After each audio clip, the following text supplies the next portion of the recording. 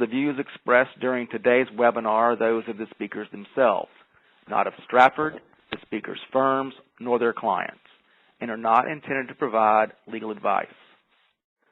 We've gathered for you today an authoritative panel of attorneys and structured settlement specialists who will guide you through the various structured and qualified settlement arrangements and discuss how these arrangements can be used to advance settlement goals. Our first speaker today is Chris Princis, Senior Vice President for Brook Hollow Financial in Chicago. Our second speaker is Brian Michaels, General Counsel also at Brook Hollow Financial. And our third speaker today is Robert Wood, a partner with Wood & Porter in San Francisco. And Chris, whenever you're ready, please get us started. Great. Thanks, Dan. Okay, there we go. Welcome all the folks, and appreciate the opportunity here to keep you posted on some interesting information. And I just wanted to welcome my colleagues for this webinar, Brian Michaels and Rob Wood, who I do want to say are really two of the best resources on these topics really in the country. So I encourage everyone on the phone in the webinar, anytime there are any questions or concerns or comments, we encourage you to pose those to us, and we will get those answered as we go through here. So what are we going to be talking about today? A brief run through the agenda. First point is going to be qualified settlement funds, a.k.a. 468 Cap B, a.k.a. QSFs, but really a tool that makes it easy for both sides as well as the claimant through the entire process of post-settlement. Number two here is deferred attorney fees. So for the attorneys on the phone here, you may or may not know of some of your really powerful tax deferral options with any contingent fee arrangement, and we'll touch base on those as well as some recent developments that have made it even more attractive to take a look at this option. Number three, structured settlements, so some of the tax benefits and growth options a claimant would have on a settlement. And then lastly, we'll wrap it up. And again, I want to encourage you folks to ask questions as we go along here. So let's jump right into this, and we're going to start our first topic by talking about issues. So as you see here, challenges with multi-party settlements, and some concerns with this is what if there's multiple defendants in a situation, and there's varying settlement time frames. And then the next point here, the flip side of that, what if there's multiple plaintiffs? Again, varying settlement time frames, amounts, a lot of moving parts going on. And with that portion, you've got some potential lien issues, multiple defendants, obviously multiple law firms can be involved, a lot of moving parts. And then these last two, what if the attorney on the contingent side is interested in some sort of deferral option, either for themselves as the individual attorney or for the firm on the whole? And then as we mentioned earlier, what about for the claimant? What if there's interest in a structured settlement? And moving forward, well, we have the answer right here, which, as mentioned earlier, is Code Section 468B. And I'm going to turn this over at this point to my colleague, Brian Michaels, to take it over from here. Brian? Thanks, Chris.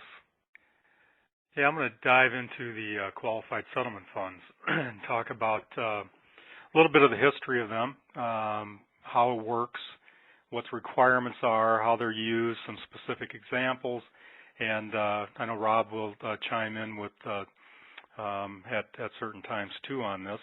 He wrote a treatise on qualified settlement qualified settlement funds that's quite comprehensive and packed with the information and forms. So we're quite fortunate to have him on the call.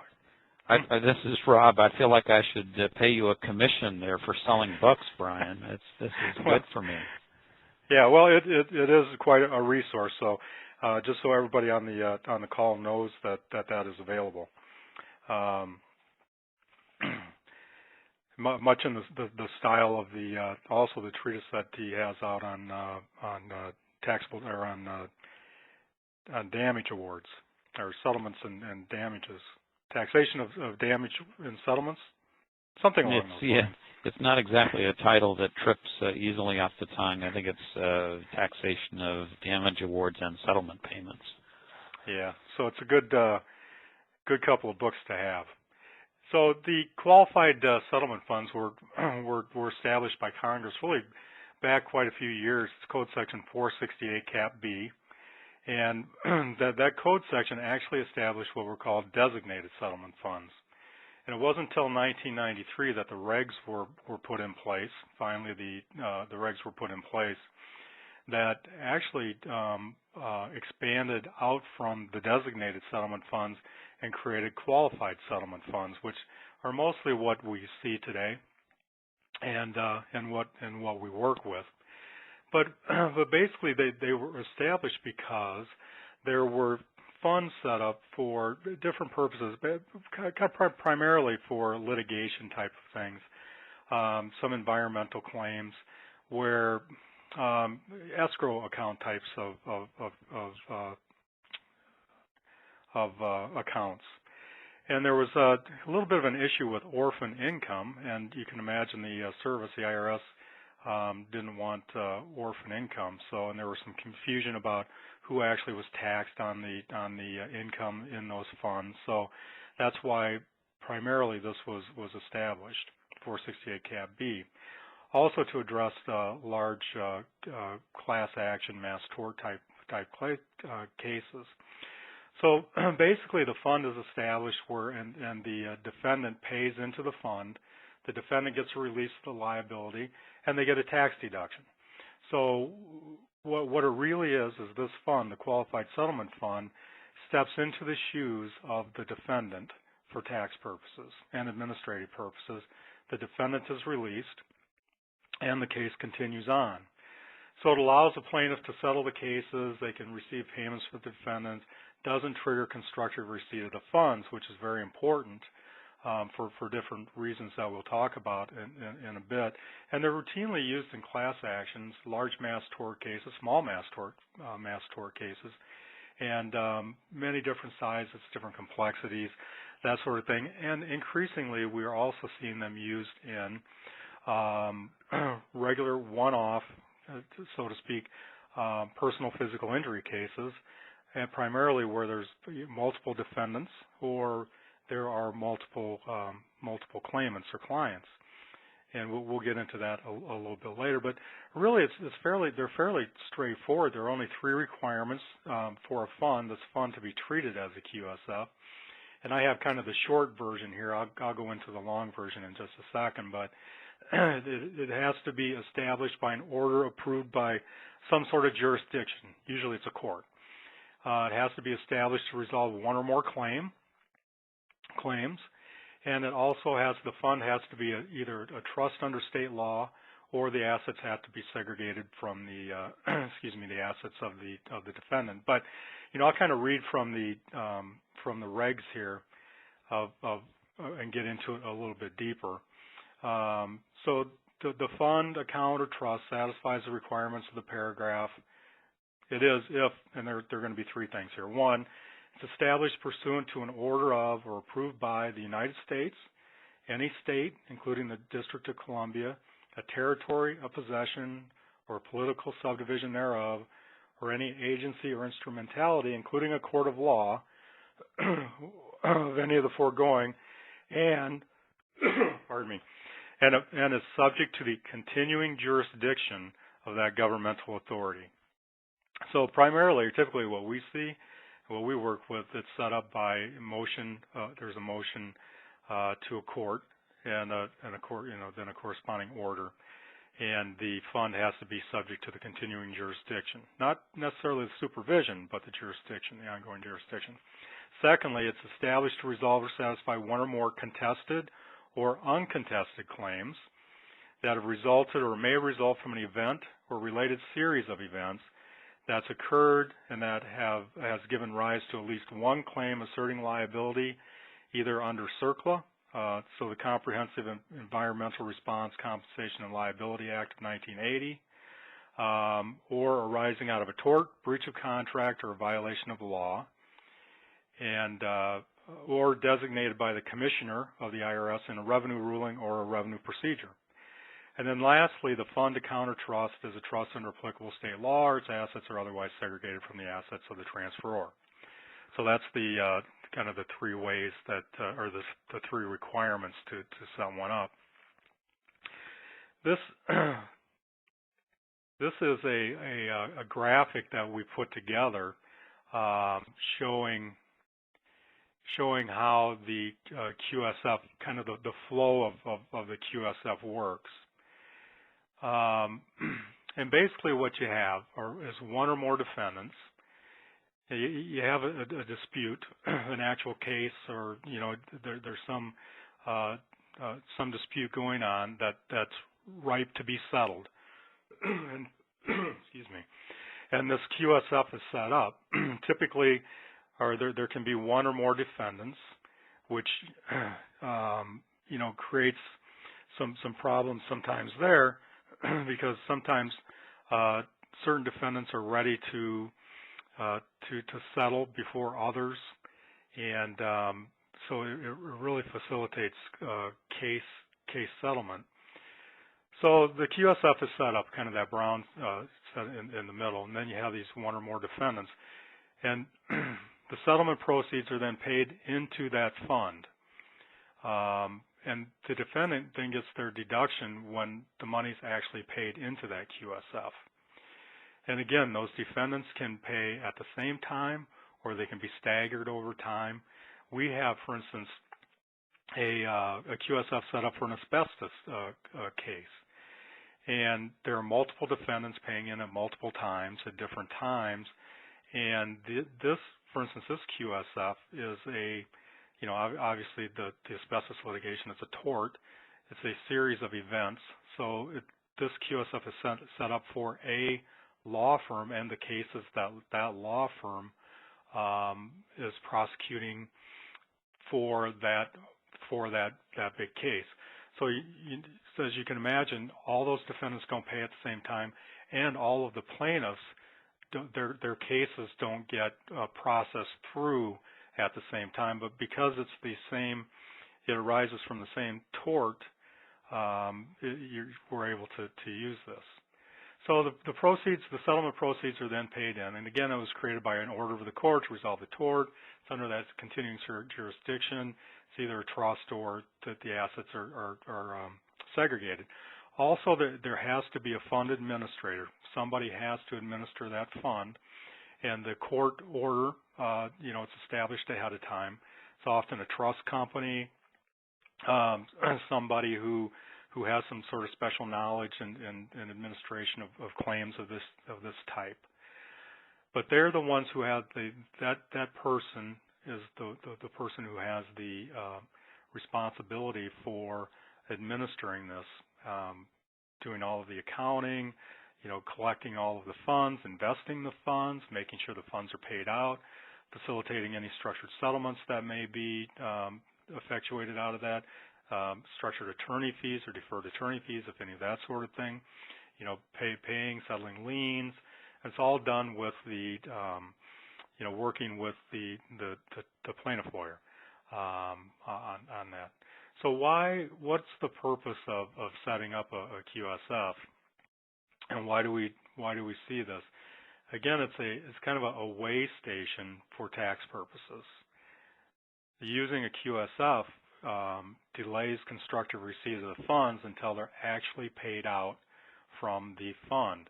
There's no constructive receipt with a case until the settlement agreement is actually signed. So the way that this works is the settlement agreement is signed by the QSF on behalf of the claimants with the defendant. This is set up. When the defendant or when the claimants then or the plaintiffs are paid out, they sign a settlement agreement with the QSF, and that's what triggers constructive receipt. Up until then, there is no constructive receipt.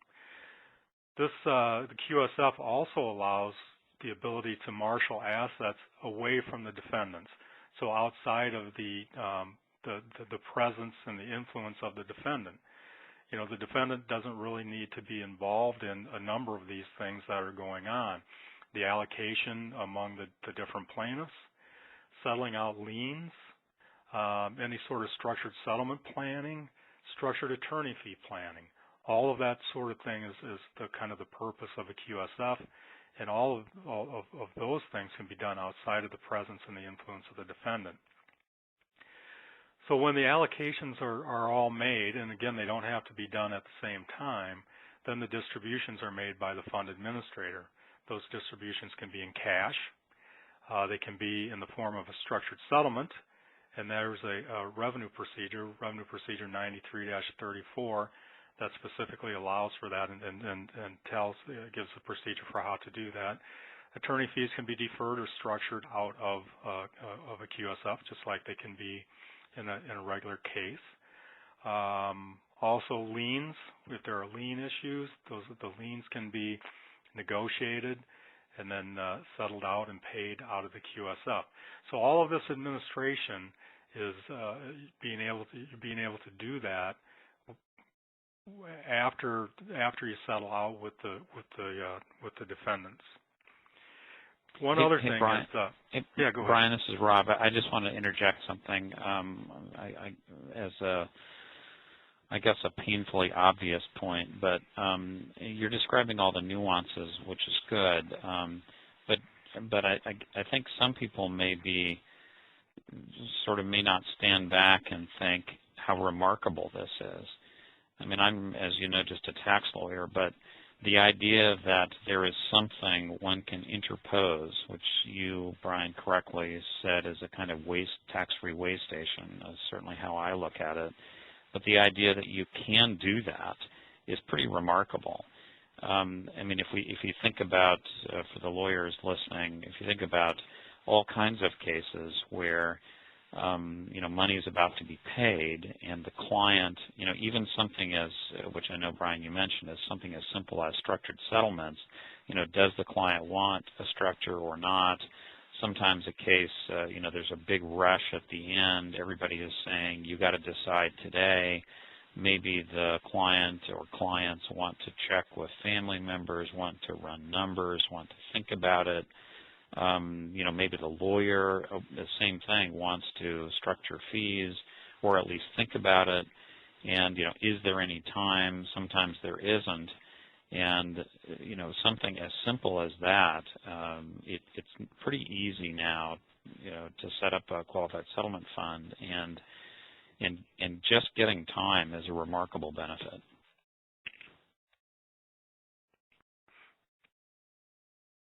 Absolutely. A couple of other things as we kind of finish this up is that and I may have mentioned this, but to go off of what Rob just mentioned, the QSF can be set up by case and by firm. So, for instance, I talked about this firm with asbestos cases. Now, there's a QSF set up for all of their asbestos cases, and basically they run through that QSF. There's also the opportunity to do, and those are basically what we would call similarly situated cases. They're all, arise out of the same tort. You can also set up a QSF by case, but with multiple firms, and we would see that in some other mass torts. For instance, maybe Avandia is a good example of that. And what can also be done then is there will be a master QSF, and then each firm that would, where the global settlement is done, and then each firm can have a kind of what I would call a sub QSF for their own group, for their firm's portion, their firm's client's portion of that global settlement. So once that global settlement is taken care of, the funds can be further allocated down into their own firm's QSF and allow for all of these things that we've just been talking about. So yeah, a lot of really good ways to do this.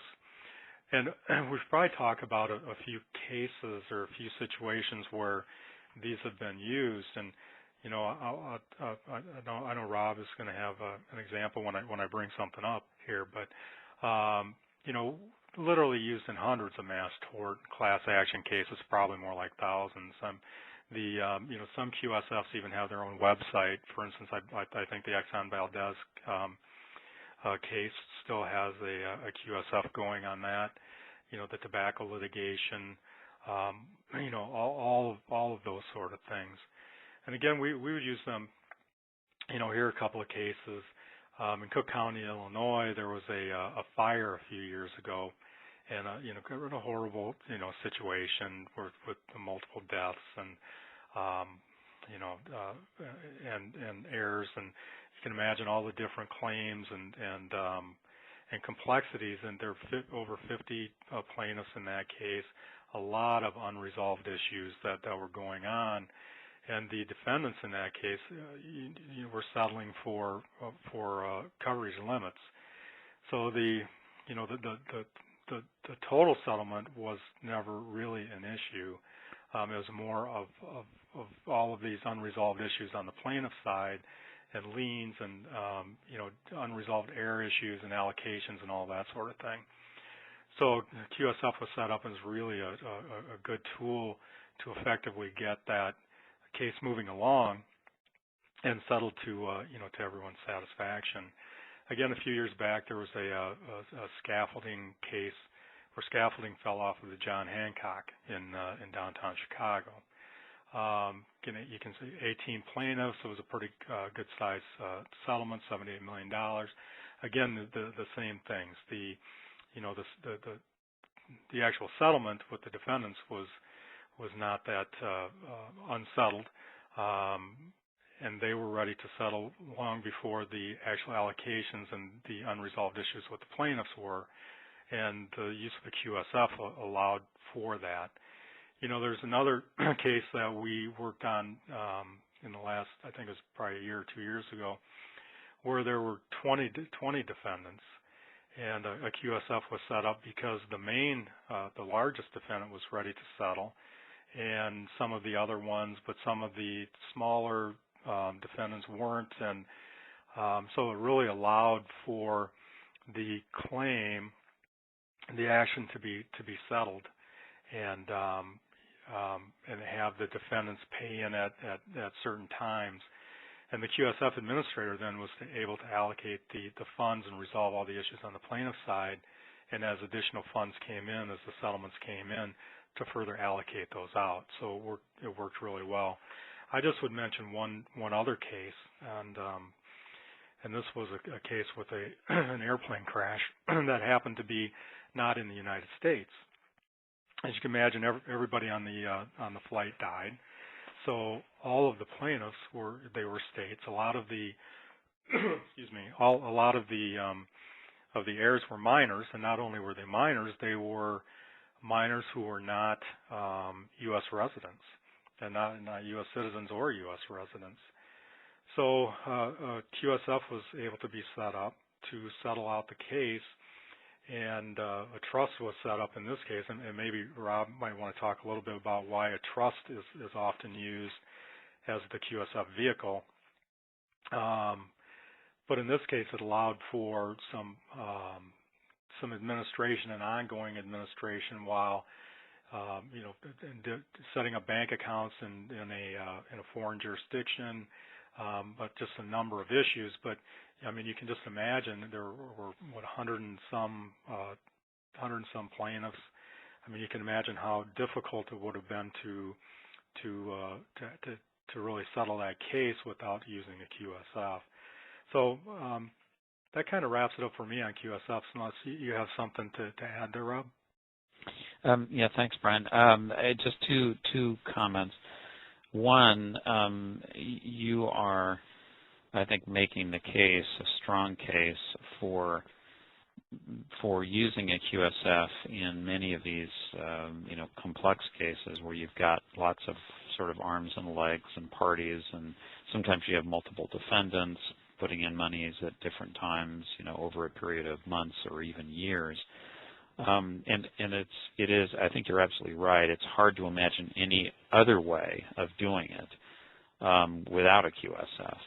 But, and I don't want to sound like the aggressive tax lawyer here, but But to me, those are really, you got to use it in that case, or at least that's the the cleanest and best way to do it.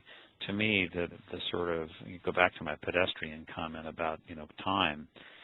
The sort of more interesting ones that I see, more interesting, I guess, from a tax perspective, sort of does it work, is the other side of the spectrum, where you've got not a whole heck of a lot of controversy, and you don't have a lot of parties, and you have certainly not people who just are using the QSF as a sort of incorporated pocketbook. And I do say that I have to say no to people sometimes that want to just stick money there and leave it. But sometimes you don't have a whole lot of complexity. It's a pretty garden variety case, and it's still legitimate, in my view, to use a QSF when you want to, divvy the money up among a couple of people and the lawyers and decide how they get the money. And it's not very expensive to set these things up. I mean, Brian commented about my book, which is fairly thick, but there are forms and things in the back, and there's sure there are other sources of forms out there. One thing for anyone who has BNA tax management portfolios, just literally within the last week or two, because I just got some, there is and Brian, you probably haven't seen this because I haven't sent you a copy yet. I just got some within the last week. But I have a BNA tax management portfolio called Qualified Settlement Funds and 468B. It's sort of a much shortened version of my longer book. So if anybody who subscribes to the BNA tax management portfolios, I think you get that for free as part of your subscription. And once again, it would give a treatment of this subject. So I would just say people should use these, I think, more and more. It's a good way for lawyers not to make mistakes and for people to buy time. Yeah, thanks, Rob. And we already covered, I just moved to slide 13. We already covered this. And now for those following along on the hard handout, we are moving back to Chris. Chris is going to take over, and we are at slide number 14. Chris? Great, thanks, guys. That was great. I like it's a great way to put it. How this the 468B is a way station for settlement funds, and piggybacking on that.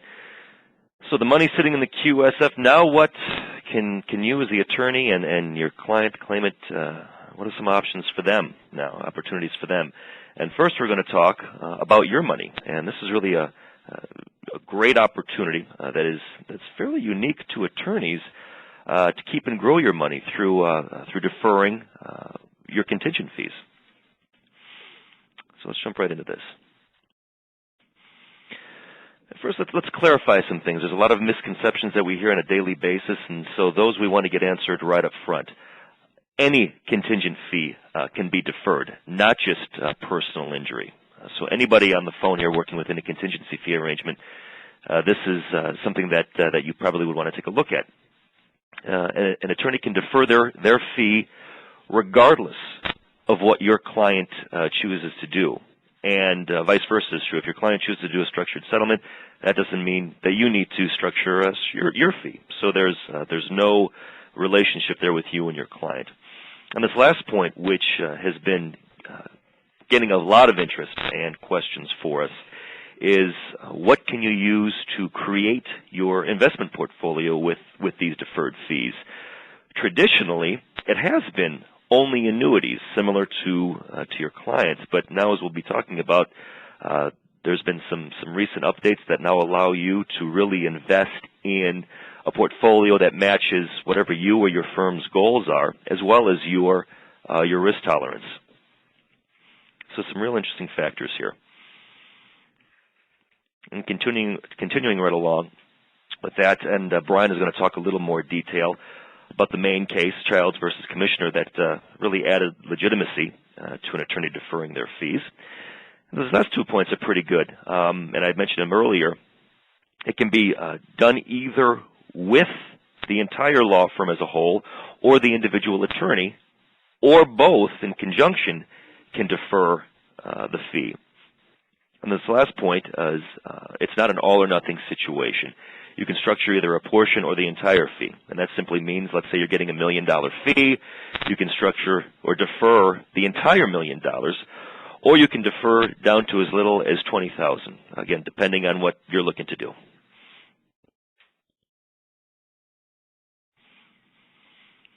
And I've really bullet pointed three main areas that we see, and this is by no means all-inclusive, but three areas of interest, why you would want to structure or defer a fee. This first point, income tax deferral. Great tool to smooth out income from year to year. We talk with a lot of our attorney clients where it's feast or famine. Some years a lot of settlements are coming in. Some years there may be none. And so this is a great way to even out that income over the years. And you see some of these other points as well, where deferring these fees over time can keep you out of some of these other tax triggers. Mainly, you see mentioned here AMT. So this is something that, whether it's us or any consultant you're working with, you want to make sure not only is the growth going to be there, but keeping you out of these other tax triggers that may not be as obvious at first glance. The second point, retirement planning. 100% of the income, as we mentioned, can be deferred. And unlike other retirement plans, there are no limitations on this, whether it be age or annual maximums. And, we mentioned here 401k plan, which most of the folks are familiar with how that works. And that's the loosest way to compare this, only there are the restrictions, as mentioned. There's no age restriction of 59.5. You can begin deferring or begin taking the money once it is structured at any age that you deem is appropriate for you or for your firm. And there's no annual maximums. So as mentioned, it can be down to $20,000 or as high as the fee is. This last point talks to firms, the opportunity for the entire firm to defer the fee. And as mentioned here, it's a great way to cover future expenses, to cover future expansion of the firm, to be able to fund maybe some large settlements that are going to be that you're going to be fighting, that you want to make sure there's money there for the years that you're going to be in court working with this. So, great planning tool for the entire firm. Hey, Chris, this is Rob. Can I just interrupt for a second? I just want to ask you and Brian if you guys have ever seen a structure done by the entire firm. Because I agree with you, but in my question, I'll tell you why I'm asking in a minute. Yeah, for me, Rob, my personal experience has been just with the attorney, but we are in conversations. And Brian, I'm not sure if your answer would differ from that. Boy, I'd have to think about it. Done a lot of fees where the attorney was the firm. Yeah. Boy, I'm not sure.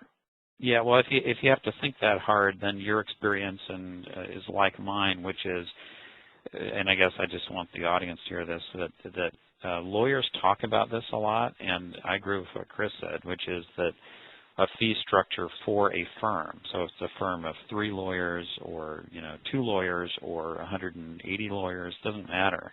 The firm can structure, so if the firm is going to get X dollars, the firm can receive those X dollars over, whatever number of years it wants, or the individual lawyers. And I mean, it's a great thing to talk about.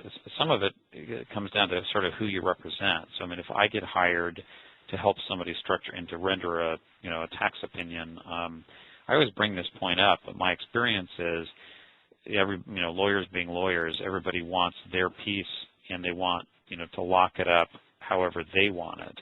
But I think it's an underutilized technique in the real world that firms, frankly, as a control device for one thing, can say, okay, the firm, now is consisting of 20 lawyers, and we're getting this fee, and we're going to get it over time, and it's as you say, Chris, for future expansion, for whatever, it can be really effective.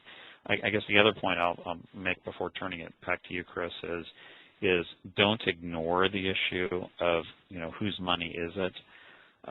If the fee agreement for the contingent fee is the firm is entitled to a fee, not Joe Smith, the main trial lawyer, who is going to who might end up getting be entitled to the lion's share of the fee. Make sure that you don't ignore sort of who's entitled to the fee, and I find that this is done a lot. And it always worries me. That is, is the law firm entitled to the fee, or is the lawyer entitled to the fee, or both? And I often, Chris and Brian, as I think both of you know, I often do some kind of a little agreement just to reflect, called an allocation agreement or something like that, to reflect who's getting the money and why, which was something that interestingly wasn't done in the child's case that you're going to talk about, and I've always kind of wondered why the issue didn't come up. So anyway, I just think fee structures, as both of you said, are incredibly flexible, and you can really do almost what you want, but you need to think about it in advance. Yeah, Rob, thanks. And those are great comments. And just to add to that, we've seen a lot of firms that are looking to do this on the whole get nervous or didn't think they could do it because of also how their firm is structured, whether it's a partnership or all the way through a C corp situation, and that's something we can work with the firm in all scenarios. So no, and the I'm glad you're saying that, Chris. The issue of what the firm is, structurally and for tax purposes is really important. Is it a C corp? Is it an S corp? Is it an LLC? Is it an LLP? Those things are important, and they need to be.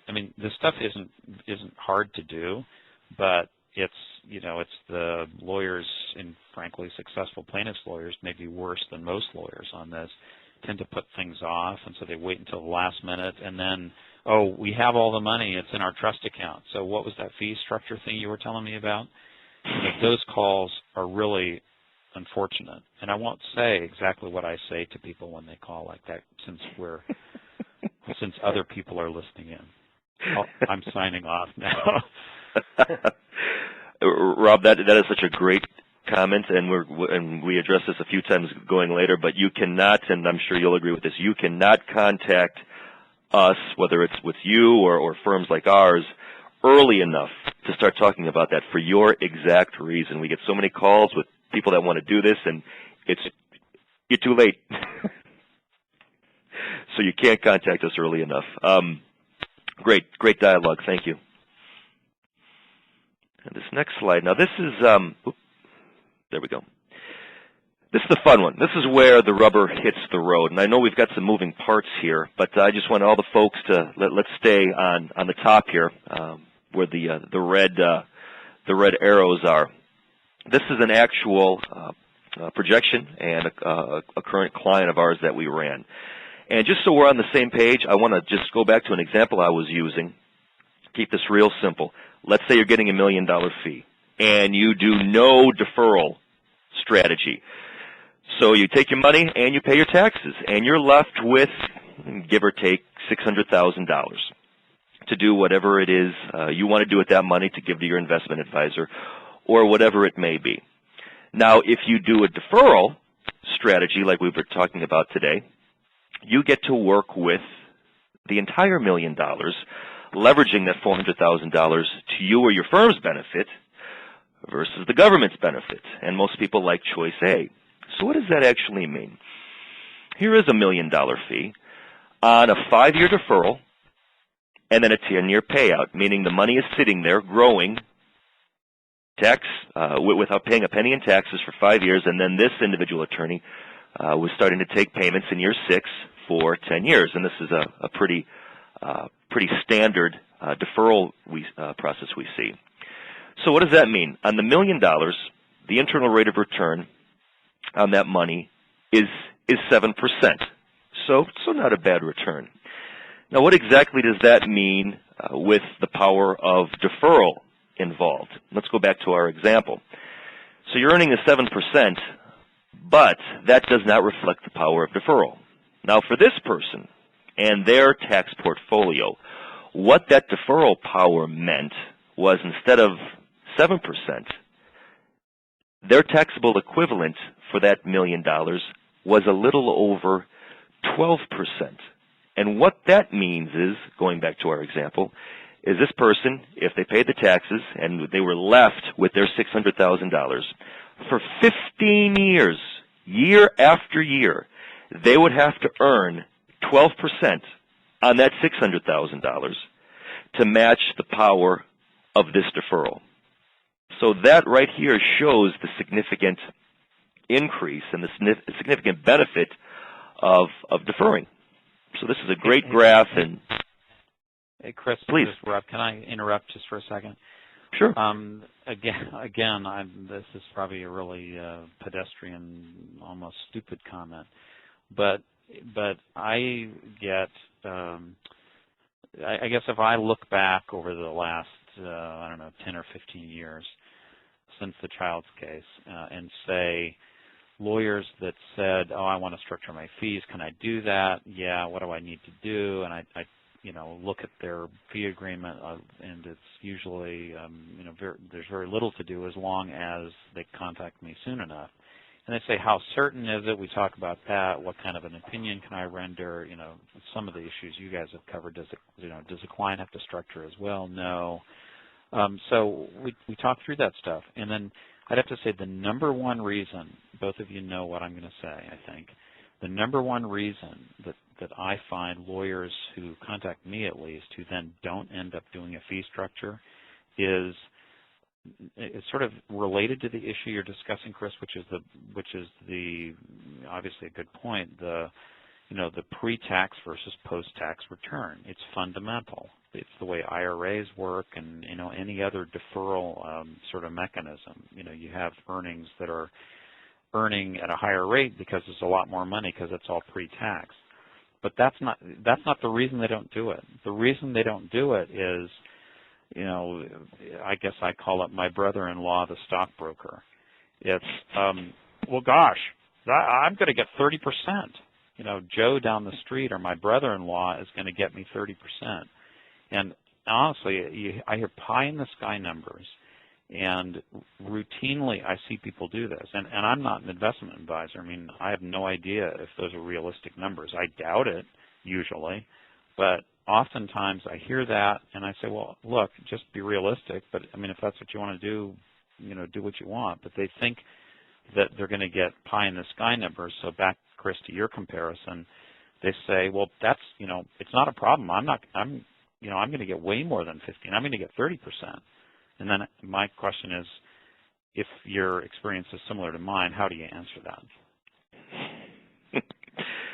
Yeah, well, obviously, and I'll take a shot at this, and then Brian, you can jump in with your experience. Sure. And you're so right, Robbie. And everyone's got their family or friend who's the financial planner, knows how to get 30, 40% returns. Number one is, I would say, again, you going conservative. We would suggest, okay, maybe you look at this as the conservative deferred part of the portfolio. So maybe, like with this client, actually, it was a $3 million fee, and they took $1 million with our program. So they had $2 million left. So we may say something along the lines of, great, we'll be the conservative part, and then you can go with your brother-in-law, who obviously knows it all, and take your shot. So we can be the, like a 401k plan. You're not going to invest it all into it, but you're going to take a nice chunk to make sure it's there for yourself. Number two is, now that the attorney can invest in vehicles beyond annuities, they have the world open to them, working through our money partners, to give it a shot. And so now we would say, okay, if your brother-in-law can get 30% with $600,000, why don't you talk with our money management partners, which include Credit Suisse or Morgan Stanley or Goldman Sachs? Why don't you take a shot with the full $1 million? Because that's what you have working for you now at that 30%. So that has been our experience with those answers. And Brian, anything on your end that you've experienced?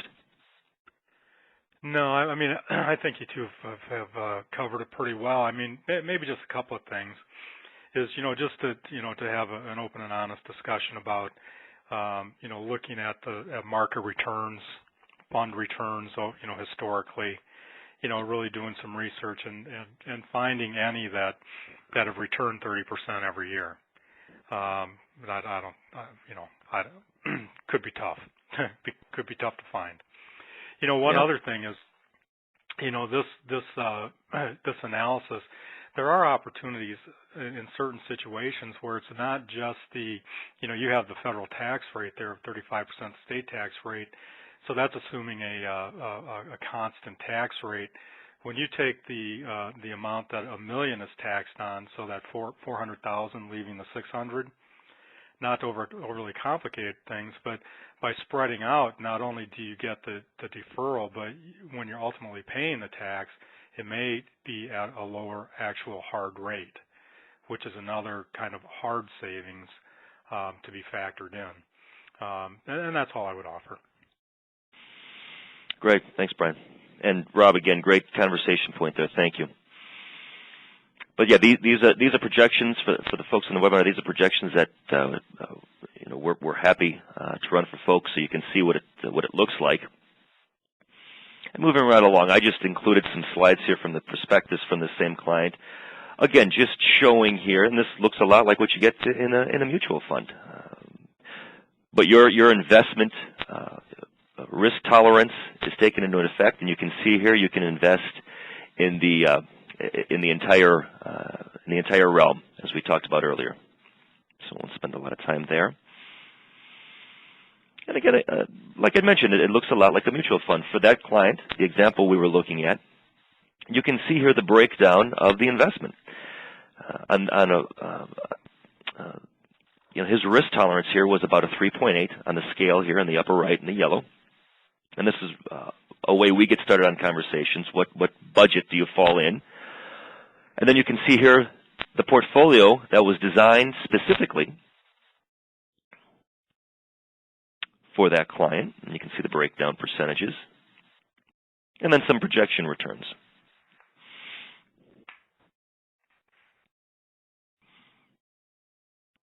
All right, so moving right along. So that was the fun part. That's how you're going to keep and grow your money. And now just some points here on the procedure, what it looks like. And again, I'm going to go back to what Rob has mentioned a few times now.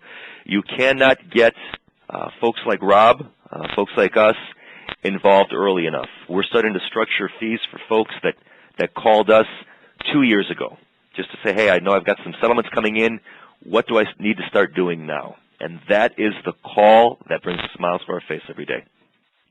But briefly here, and I know we're running a little short on time for everything we have to cover.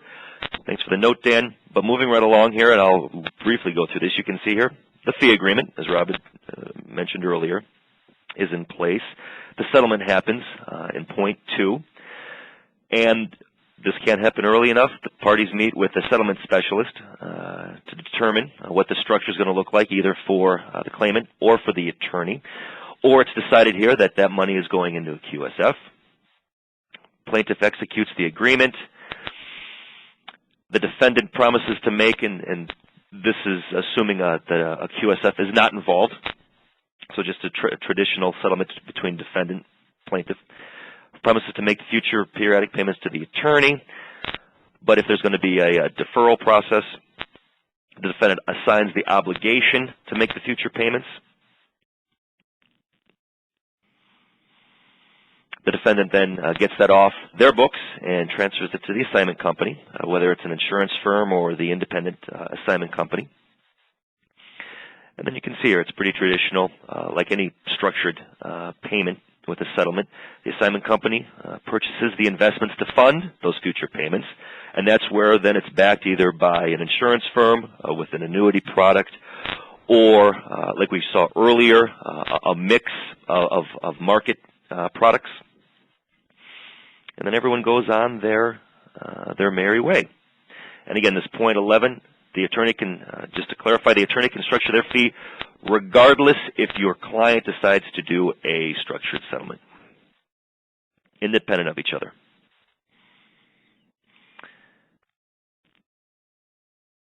There we go. And this is simply showing what I just discussed in graphic form, so I'm not going to spend a whole lot of time on this. Yes, and this is just a little bit more of a headache-inducing way of what I had just mentioned, but it shows it in graphic mode. And again, if there's any questions, feel free to ask away or to contact any of us after the webinar. All right, with that said, I'm going to pass it back to Brian to go into a little more detail. Thanks, Chris. Just one quick follow-up on what Chris just went through, and we can't say this enough, is that the attorney fee has to be provided for, the structured attorney fee has to be provided for in the settlement agreement. Once the settlement agreement's signed, it's too late. And I know Rob mentioned that too. And keep in mind the settlement agreement, we talked about qualified settlement funds earlier. It can be at the qualified settlement fund level. So the key is it has to be, the timing has to be done right. Well, we're going to spend about 5-10 minutes on talking about how does this work, why does it work, what's the legal and tax history, and then kind of the legal background for it. So, and boy, be sure jump in, Rob, if as I go through this. I know you work on some of these issues on a daily basis, especially when I get to the next slide. But before Child's, Chris mentioned the Child's case a little bit earlier, and that's the seminal structured settlement attorney or structured attorney fee case. And to my knowledge, the only one. We have the site there. I'm on page 25 or slide 25 for those of you following along. This was an 11th Circuit case. Actually, it was a tax court case. The holding was in favor of the taxpayer. The IRS appealed it to the 11th Circuit, and they lost at the IRS lost at the 11th Circuit level in a one-page opinion. But prior to Child's, there were a number of TAMs. Those are technical advice memorandums that were issued. I believe that was in 1991, and TAMs are where the IRS agent or field office asked for the opinion of the national office, the national IRS office, their opinion on a certain subject. And pre-Child's, the IRS had a consistent position that fees couldn't be structured, that contingent attorney fees couldn't be structured, basically because of Code Section 83, I believe, and constructive receipt. And 83, Code Section 83 just says where you receive compensation in the form of property, that's taxable. Did I say that a little too simply there, Rob?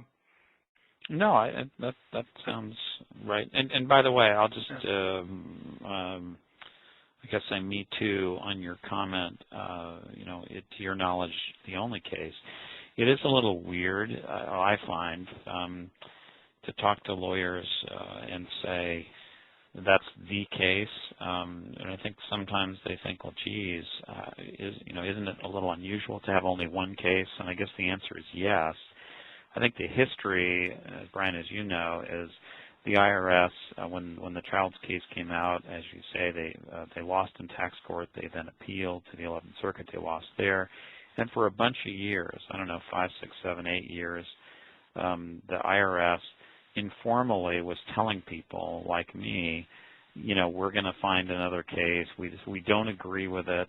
We don't agree with the Child's case. And then I don't know exactly what happened, but that stopped. That sort of telegraphing stopped. And the IRS started citing Child's favorably, which was sort of odd. But that's what they do now. They now say routinely, I don't have this stuff in front of me, but I've collected places where the IRS has cited the Child's case with approval now. They do it a lot, and in the last few years. So it's pretty clear the IRS isn't going to find another case and isn't going to litigate this, which means that we all rely on Child's, and that's all there is. Yeah. Hey, Rob, I have a few of those sites up on the slide right now. Oh, good. On page 20. Yeah, I see it. Yeah, good. And one other thing, and I think you just mentioned this. To my knowledge, there hasn't been another case or even ruling. No, there isn't. They're just private letter rulings and FSAs and things like that you're citing, but there's no other published case and no other published revenue ruling that I'm aware of, and I think I would know if there were one. Yeah, so let's take a real quick look at Childs, and we have a few slides on this, but we don't need to go into it in great detail because it's really, when you get down to the issues and the holdings, are pretty straightforward. But this was a personal injury type case where there was a propane tank that blew up. There was a death a couple of days later, and some structures were set up. There were a couple of there were structured settlements set up, and there were also some structured attorney fees. And I think because the mother who was representing the heir, the surviving child, said, if you're going to, recommend that we take a structure, you need to take a structure too. And so anyhow, that's what happened. It goes along.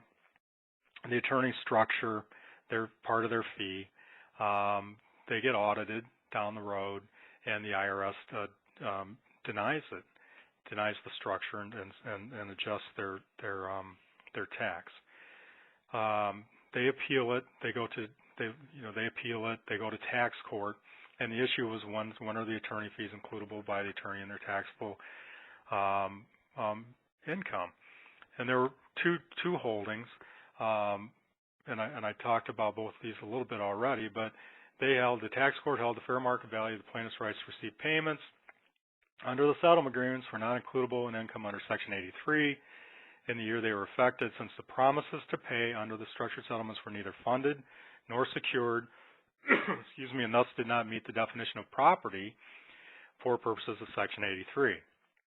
And so remember, for 83, it says if you get property in return for services, it's taxable as compensation. Tax court said it's not, because it doesn't rise to the definition of property because it's not funded or secured. I'll get into that in a little bit more in a minute. And then the second holding was that the doctrine of constructive receipts is inapplicable because the plaintiffs didn't have a right to receive the attorney fees prior to the time the agreement fixing the structured attorney fees was entered into. So what does that mean? This is why we keep saying that the attorney fee, the structured attorney fee, has to be provided for in the settlement agreement. That's what defeats constructive receipt. So the IRS appeals, goes to the 11th Circuit, and the 11th Circuit affirmed it. So a couple of quick things here, and before I move along, one of the things that the service brought up was, on the funded and secured, or unfunded and unsecured portion of this, the life company issuing the annuity in one of these guaranteed the performance of the assignment company. And the IRS said, well, it doesn't matter because that's nothing more than a promise to pay. Basically, you could layer as many promises to pay on there as you want, and it doesn't matter. That doesn't fund it or secure it. And the key is that the assets are owned by the assignment company, and the attorney has a contractual promise to pay. One other quick thing is this case dealt with a personal physical injury case. So over time, structured settlements are offered by life companies. So those were the only companies that offered structured attorney fees. Now, the reading of the case does not require that the funding vehicle, funding the promise behind the promise to pay, doesn't have to be an annuity. And that's why Chris was talking about the other options with an independent assignment company, independent from an insurance company. There's no requirement that it must be an annuity. Moving along, again, form's important. Make sure that you're working with somebody that knows what they're doing, that they've had experience in this, because you can get tripped up not working with the right person. You know, a couple of quick things, and I don't think we need to go into great detail on this, but it's a little bit of a muddled area, and that's the what are the tax, or are there any tax issues or consequences to the attorney's client and the defendant when an attorney structures their fee? Well, I'm going to break this down. If it's a Section 104 case, that's a personal physical injury. Those proceeds are tax-free to the claimant or to the recipient, so there are no consequences, any adverse consequences. Not, and what I'm talking about is the attorney fee portion of the recovery is not taxable. For non-104 cases, you know, there was a case a couple of years ago, well, back in 2005, called Banks and Bonitis, which basically said that the way, for tax purposes, that the proceeds from an agreement or a settlement agreement or an award works is that it all flows through the claimant first, and then the attorney fees flow out for tax purposes. So the claimant either gets an above-the-line deduction or a below-the-line deduction, and it depends upon what kind of case it is. So if it's a non-personal physical injury case, it gets a little bit muddled, and it's a good idea to get some expert advice on that, mainly because it can lead to a really bad result. And Rob, do you have anything you want to talk about along these lines? No, I guess just to underscore that I agree. These are. And the case you're talking about is the Supreme Court case, the Banks case in 2005, which basically said that with a contingent fee arrangement in general, and there's much debate about what exceptions may apply, but in general, if the lawsuit recovers 100 and the lawyer is supposed to get 40, the client doesn't have 60 of income, which is what you might think. The client has 100 of income and then has to figure out how to deduct the 40 paid to the lawyer, even if, as typically would occur, the client never touches the 40; it goes direct to the lawyer. So, it doesn't matter in cases where all of the proceeds are, as in a physical injury case, car accident, catastrophic injury. If it's all tax-free, it doesn't matter. So, but I guess big dangers, and I see this a lot, is if the fee is, as Brian, as you said, if the recovery is taxable, it matters, and also if the recovery is partially taxable.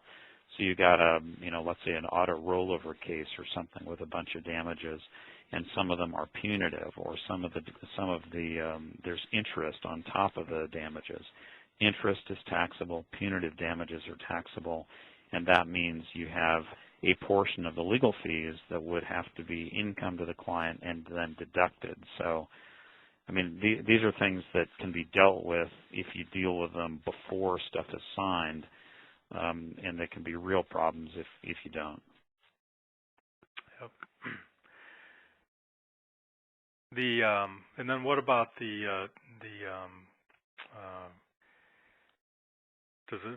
when a defendant gets a deduction? Because sometimes people think that because the attorney fees are paid over time, that the defendant doesn't get a current year deduction, but they do. Oh. There's an IRS. Oh, go ahead, Rob. Yeah. Sorry, I missed that point somehow. Yes, absolutely. And that, I guess you could say, that's a common sort of misconception or canard about a lot of structured fee issues, or structured settlement issues for that matter, which is, does the defendant get a deduction for paying, all of it up front? Because, of course, you're not relying, fundamentally in any of these things, you're not relying on a defendant to make payments over, 10 years or 20 years. You're, the defendant, under any of these arrangements, the defendant is paying it all in cash, which, by the way, the fact that there's sort of a canard or a confusion about this is good for me, because I fairly frequently get hired to render an opinion to a defendant that they get to deduct everything. And those tend to be pretty easy letters to write, so I like that there's confusion. Thanks, Rob. And then the defendant's insurance company, if they're insured, it's an insurance company, so they get a deduction. And we are on slide number 34. Going to turn it back over to Chris. I'm going to wrap up the last 7 or 8 minutes here before questions. Great, guys. And I just want to make a note here. I'm just looking through here, and my apologies. We've got a few questions out on the line there. And,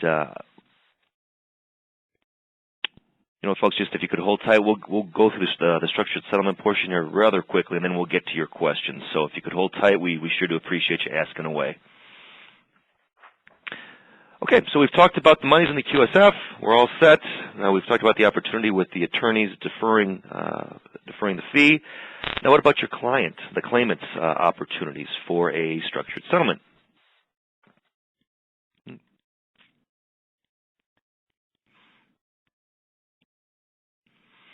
Okay, and as Rob and I have mentioned a few times here, like you, it must be completed at time of settlement for the client to do it. Once the docs are signed, it's too late, so you cannot begin having the conversation on process early enough. It's typically offered, or has been traditionally offered, by the defense. And as you can see here in my next point, the plaintiff attorney and a plaintiff can and should have their own settlement advisor. Make sure that they're looking into their best interests. And it comes down to those last 2 points. What we find is at least a portion of the settlement does benefit the plaintiff, structuring at least a portion. But again, you want to have that conversation to find out the benefits of a settlement, and obviously its limitations, to see first and foremost if it's going to make sense for the client situation.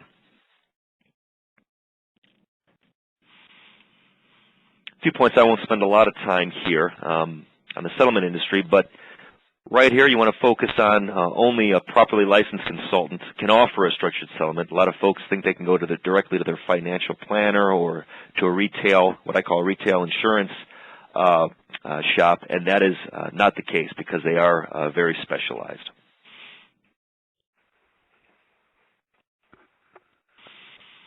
A couple of points. The claim, the settlement, we traditionally see, again, it's not an all-or-nothing situation.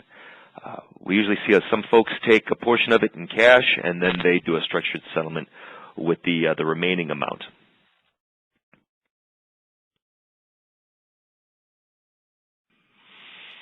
Number of reasons to look at this, and that first one is a main one we see, is that without a settlement, without the money being fixed, set, and secure, a lot of folks get a good lump of money. They don't know how to manage it. It's not invested the appropriate ways, and it's gone within 5 years, and that does not help anybody.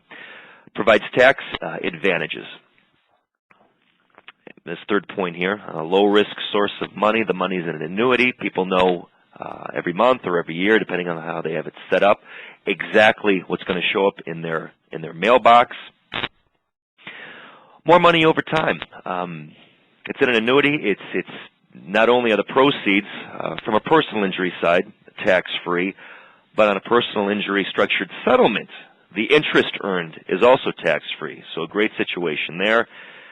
Those payments can be customized to meet whatever the claimant needs to be met, whether it's legacy issues, whether it's medical issues, family goals, whatever needs to be hit. Now, the last point is an important one, too, where the defendant, the insurance policy may be insufficient.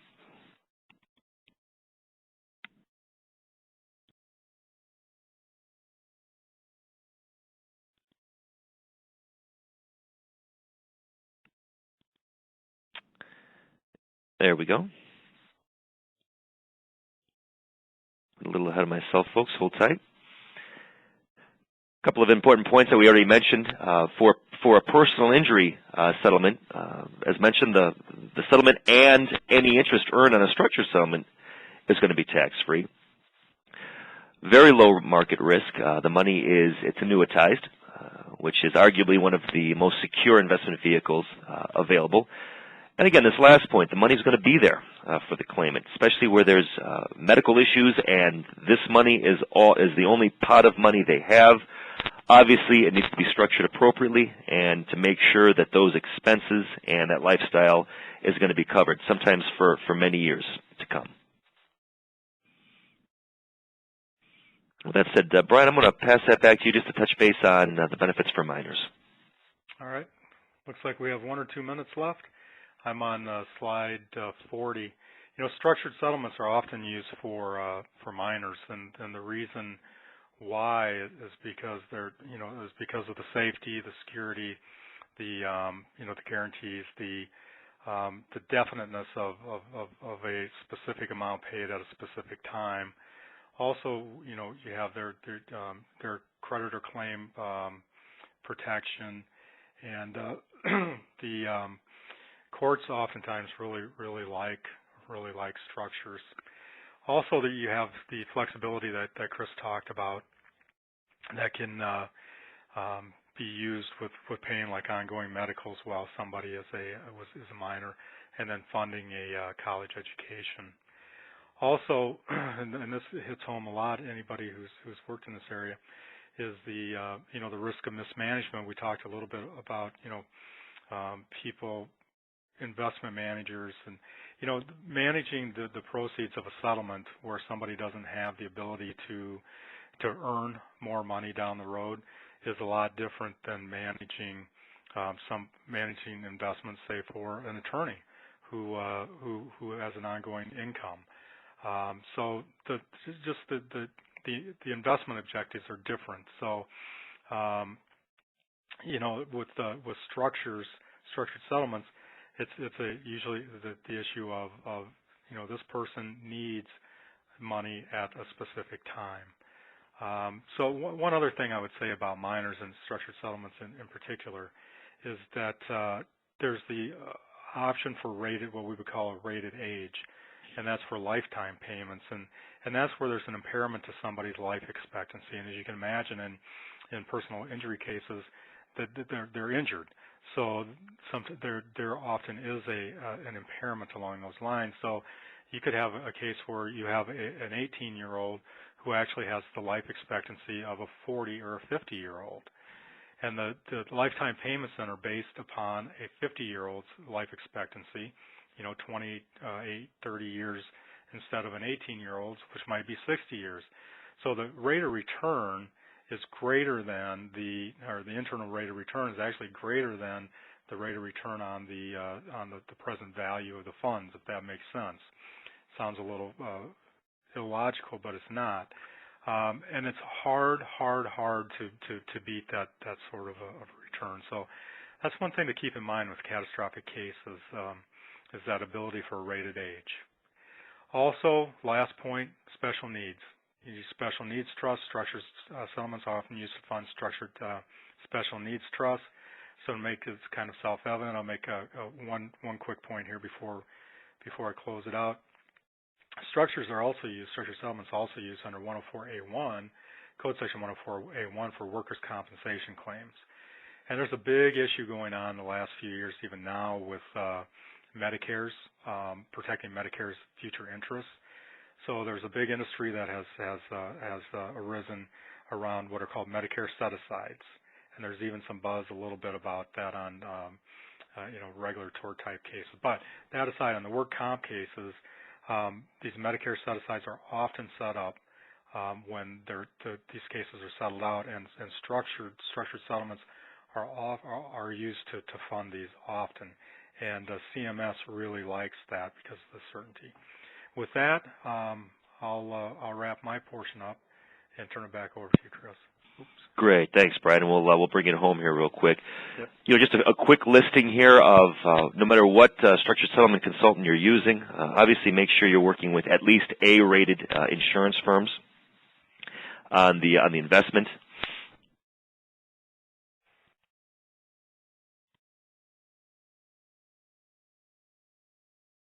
There we go. And just a quick note here, any settlement, it can be structured. The only difference is tax-free cases, which the majority of what we talked about is personal injury. the settlement is tax-free, as well as any interest earned on a structured settlement is also tax-free, so anything that falls under Section 104. Easiest way to determine that, obviously personal injury, wrongful death, things along that line. Any settlement where it does not involve personal injury, wrongful death, those settlements can be structured. It's just going to be tax-deferred. So their opportunities, those claimants have this, it's going to mirror exactly what we talked about with the attorney fee opportunities. A lot of folks didn't know that, but a non-personal injury situation or a non-qualified settlement can be deferred. Okay, bringing it home here before we get to the questions. We've mentioned this, I think, a few times. So it cannot be mentioned enough. Involve the settlement consultant as early as possible, and we can walk through with you and your claimant the information needed to at least provide some numbers, provide the benefit to see if it might make sense for the client. So before I conclude here with our information, let me go through some of the questions. And guys, I'll open this up to all of us. I'll present the questions. Oh, I'm sorry. Dan, please. That's kind of my function. I'll be glad to help with those. Sure. And I want to thank all three of you, Brian, Christopher, and Robert, for sharing your insights with us today. And before we begin our live interactive question and answer session, let me make a brief announcement. Many states require that you record and report the following code in order to obtain CLE credit for either the live or the recorded version of this CLE webinar. If you will be requesting CLE credit, please write this code down on your attendance form. The code is TFVLAE. That's T like Tango, F like Foxtrot, V like Victor, L like Lima, A like Alpha, E like Echo. Again, TFVLAE. Now on to our live question and answer session, where our listeners can ask our speakers any questions relevant to today's topic. You may email your question to question@stratfordpub.com, or you may submit it over the Q&A chat box in the lower left-hand corner of your screen and click on the blue icon beside that box. If you're participating by telephone today, please feel free to call your question in live during the question and answer session. To ask a question by telephone, simply press *1 on your touch-tone phone. Again, that's *1. And if for any reason you decide not to ask your question, before you're called upon, you can press *1 again, and that will exit you from the question queue. But after you have pressed *1 and waited your turn, the operator will announce the first name and the city for the person registered at your location. And if you'd like to identify yourself further, please feel free to do so. As indicated, we did have a few questions that have come in, and we have a live caller actually on the line right now. If you would like to, Lana, bring the caller in. That'd be great. Lana? Thank you. Our first question comes from Nicholas from Inglewood. Please go ahead. Oh, hi there. It's actually San Francisco. This is Nick Cochimilio with 360 Financial. Rob, how are you? Can you hear me? Sorry, I had my phone muted. Hi, Nick. Hi. I had noticed that your assignment company was domiciled in Ireland, and I was just curious as to what the advantage or disadvantage that was over Barbados, being that I know Allstate and Liberty chose to have theirs located in Barbados as opposed to Ireland. I was just curious there. This is Rob. I can tell you I have no idea. I can't comment, but maybe one of the other guys can. Yeah, Brian, and why don't I take that and feel free to chime in. Nick, this is Chris Princis. A great question. A lot of the insurance firms have their assignment companies in Barbados because it's an area where there's a favorable tax treaty with the United States, which allows for a lot of these tax benefits. They are there because it's in the Eastern time zone, and so it's easy to work with the United States. The independent assignment company, which is Kenmare Assignment, is in Ireland, another country that has is under the same U.S. tax treaty, and it is there because one of the main investors from in Kenmare is actually from Ireland. So it was just determined to put it there. He's an attorney. He had the infrastructure all set there just to keep things real nice and simple. Okay, great. You Good said question. independent as an assignment company. Does it do business with other financial institutions outside of Brook Hollow? You know what? At this point, it does not, and I think that is being looked at. You know, if we wanted to talk offline more on that, I'd be happy to answer more questions for you. But at this point, it is just with Brook Hollow. Yeah, feel free to contact me. I think my contact information would have come through. Yeah, we'll stay in touch on that. That's a good clarification. Thank you. Nick, were your other questions answered throughout the program? Did you have anything else for our panelists? Well, initially I was just curious about the underlying funding asset. I know that, as Rob would explain, that you have to have a fixed and determinable distribution. So I would assume that you're dealing with units as opposed to specific dollar amounts. I'll handle that. This is Brian. Yeah. Sure. Yes. Yeah, I mean, the short answer is yes. Yep. It's fixed and determinable, you know, according to an index, so kind of a unit type index. Okay, and I would assume also it's not adjustable or anything. You just want to make sure it's consistent with other things that I've seen. Yeah, you're correct. Yes. Okay. Great. Thank you for answering that. Thank you for your questions. Thank The next you. question that was submitted for our panelists is asked, do you pay Social Security taxes when you take out some of the deferred money? This is Rob. I'll try to take that one, or at least I'll take a stab at a sort of a non-answer. I've always been, and by Social Security taxes, I think I can morph that into self-employment tax, which is, of course, the sort of flip side or corollary of the Social Security tax. So if I'm an individual plaintiff's lawyer, I'm getting $1 million fee. I decide I want to take half of it in cash, and I want to structure the other half. The question is, do I pay, you know, Social Security tax if I have it's a Robert W. Wood, my name, you know, professional corporation or something. The firm receives the money, it then pays me, and of course the company, in that circumstance, my PC, pays Social Security tax on the $500. By the same token, if I'm a proprietor, solo, and I don't have a PC or an entity, and I simply receive the money, I should pay self-employment tax. The nettlesome question that you've asked, which is a good and far under-answered question, is what the heck happens if I'm getting the payment over 10 years? And the answer has to be yes, it's subject to either FICA, Social Security tax if it's paid through, you know, to the entity and then paid as payroll, or to self-employment tax. Nobody talks about this, and it's always kind of bothered me. I know for a fact there are people who receive the money over time and don't pay self-employment tax or Social Security tax. I think it's sort of a wait to get caught circumstance.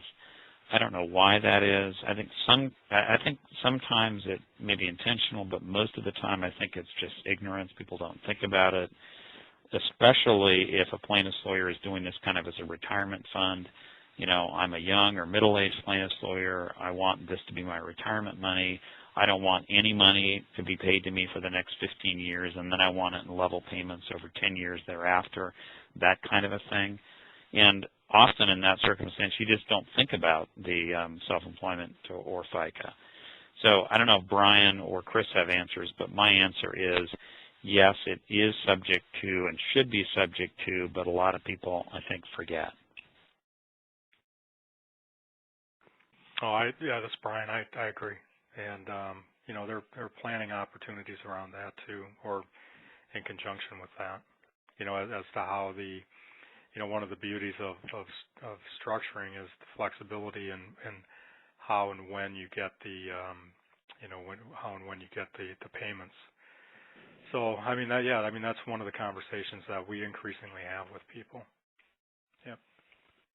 And it's this is Rob again. It sounds like I like Brian's understated there are planning opportunities here. which sounds like maybe some of the forgetting. There may be ways to orchestrate that.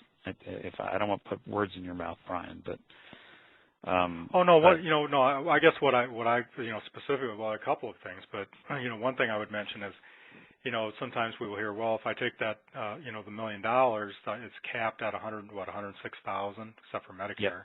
Yep. This year, so I don't have that, and if I spread it out over 10 years or 20 years, and now I'm getting 100,000 a year, now I've put 900,000 of it, subjected it to it. But I mean, you can structure for 10 years, take a nominal amount, and then take the whole amount in 10 years. So you deferred paying that and not and still not paid it.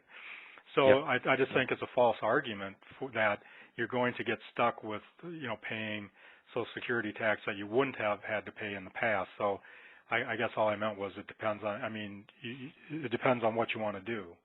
Yeah, what your projections are and all that sort of thing. Yeah, good point. And I mean, and those are the kind of things that we talk over with people. Yeah. The next question then asks for the site for the bank's case that you quoted, and I believe we were on or about slide 31 when that. Yeah, I'll take that. This is Brian. It's slide 30. I think it's on there. It's 175 Supreme Court 826 and 2005. Thank you. The next question, if the issue in controversy is a tax refund on a class action basis, will this qualify as a claim arising under any violation of law for IRC Section 468B? And the questioner goes on to clarify that what he means is that the defendant is a government who will not ever have a tax issue.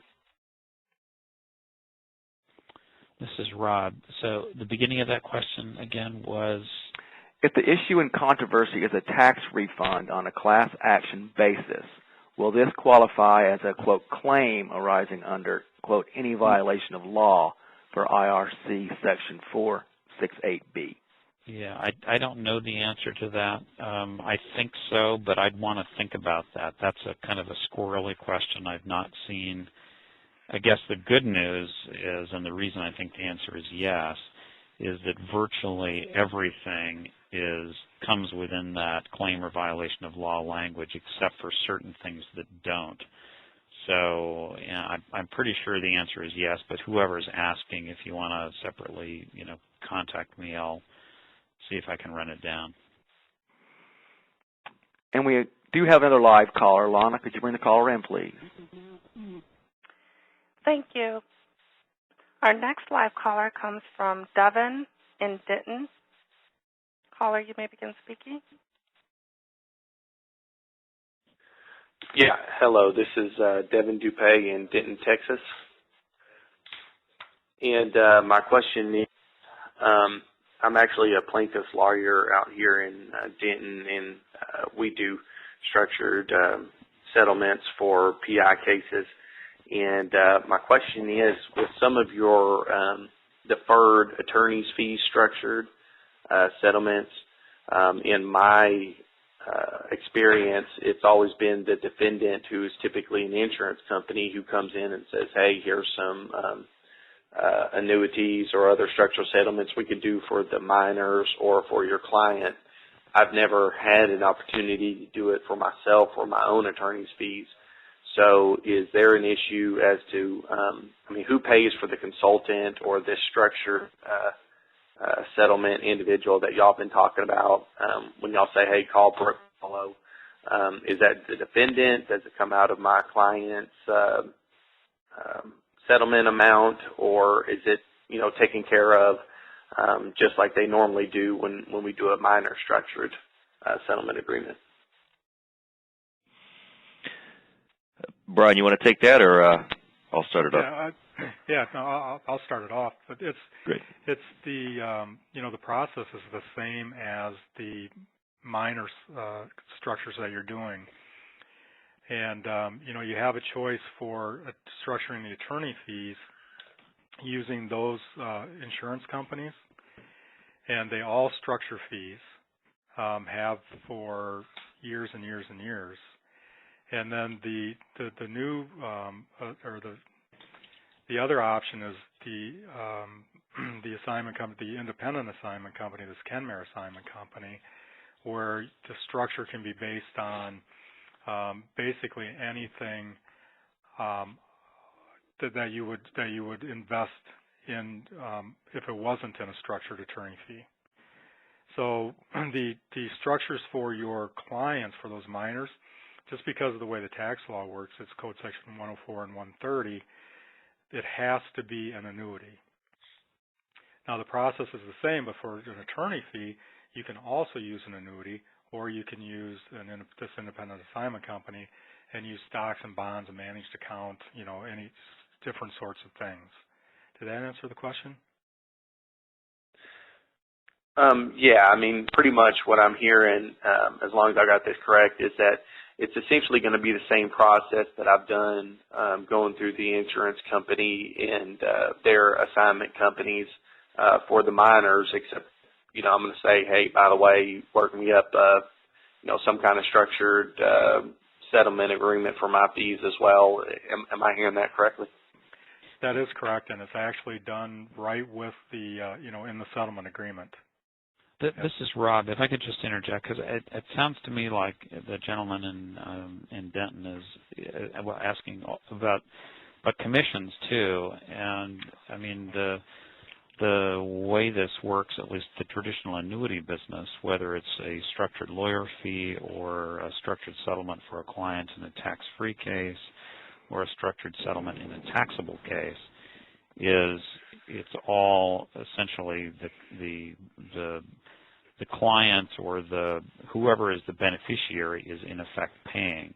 So if it's the lawyer or the injured party, it's sort of a uniform commission that the insurance companies charge, which I think is 4%, I think.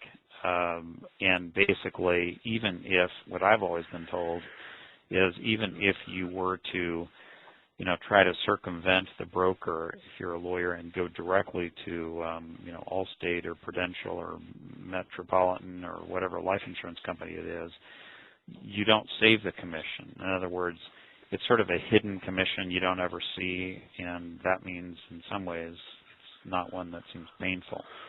The other point, I guess before I let Brian and Chris correct me on my misunderstandings of the industry, the other point I'd make is it's always made me, just as a tax lawyer, nervous to have what I think you described, the Denton gentleman described as the defendant says, it's defendant insurance company X who's paying the amount for the tort case, and says, oh, but our affiliate up in New York City wants to write some annuities for you. That's always bothered me. There's a couple of companies that are famous for doing that, one that's infamous, and I don't even know if that's legal. I mean, I've seen it happen, but you ought to be able to, price things market price and go to different companies for your, structured fees or for the annuities for the injured party, in my view. Yeah, Rob, that's a very good point, and I think Chris might have mentioned this earlier, but I will just verify what you said. The commission, there's no, to my knowledge, there's a commission that's built into the return of the annuity that's funding the payments. It's the same way on the Kenmare assignment company. The commission is built into the return.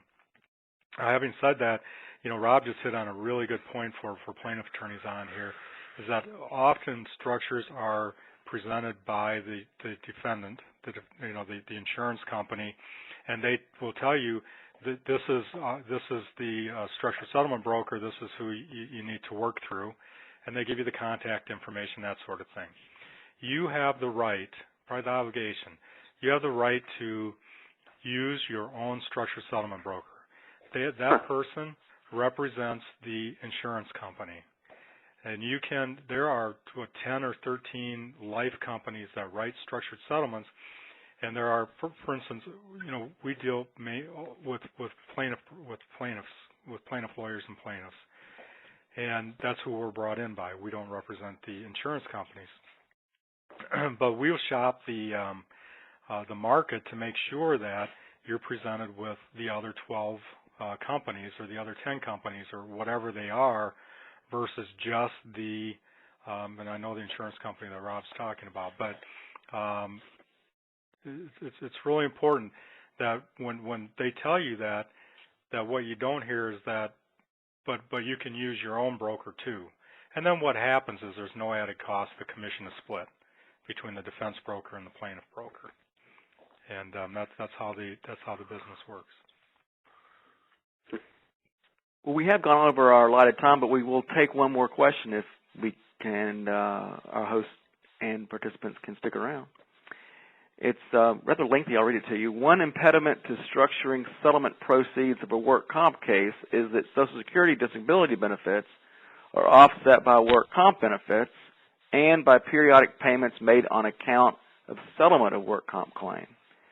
Do you have a suggestion as to how to settle a work comp claim and structure at least part of the work comp claim, i.e., where we have settled the medical and wage portion of the claim and some of the medical benefits settled are not covered by Medicare and would not be involved in the Medicare set-aside account, which may be funded with cash and annuity?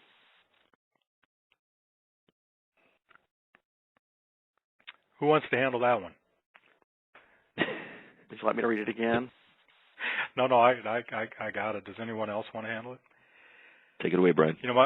My area of expertise is not work comp cases, but to my knowledge, I think that there is a way to do that. I don't know specifically. I would have to beg off, but you're welcome to call our office, and we can put you in touch with somebody who can work through that with you.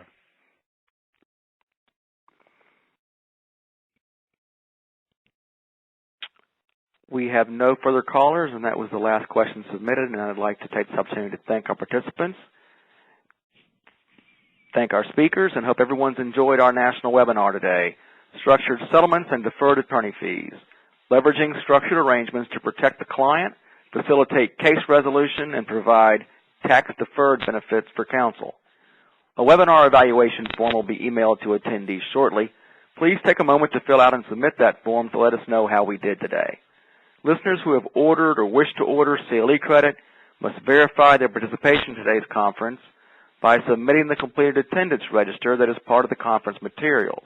You'll find it on the handouts page at the top right-hand corner. We will issue verification of CLE credits as they are granted by those states that accredit webinar events. If you have any questions about CLE credit for this webinar, please call our CLE service, 404-881-1141, extension 35. Today's participants can order a recorded version of this event at a special attendee price. Please call customer service at